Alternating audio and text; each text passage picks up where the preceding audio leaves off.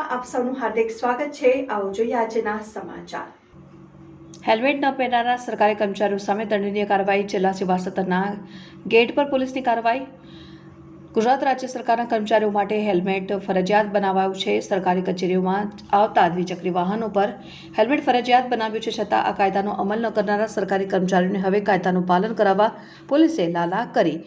ગુજરાતની તમામ સરકારી કચેરીના દરવાજે હેલ્મેટ અને કારમાં સીટ બેલ્ટના નિયમોનું સૂચન પાલન કરાવવા ટ્રાફિક પોલીસ દ્વારા હેલ્મેટ ડ્રાઈવ યોજવામાં આવી રહી છે। હેલ્મેટ નહીં પહેરનાર અને સીટ બેલ્ટ નહીં લગાવનારાઓ સામે પોલીસે દંડનીય કાર્યવાહી હાથ ધરી છે। અરવલ્લી જિલ્લા સેવા સદનના 5 ગેટ પર ટ્રાફિક પોલીસ દ્વારા દંડનીય કાર્યવાહી હાથ ધરી હતી।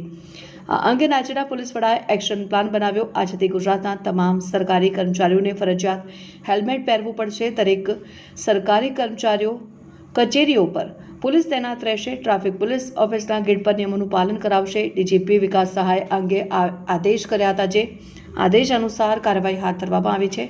Reporter Hitendra Patel, news 7 India, Aravalli.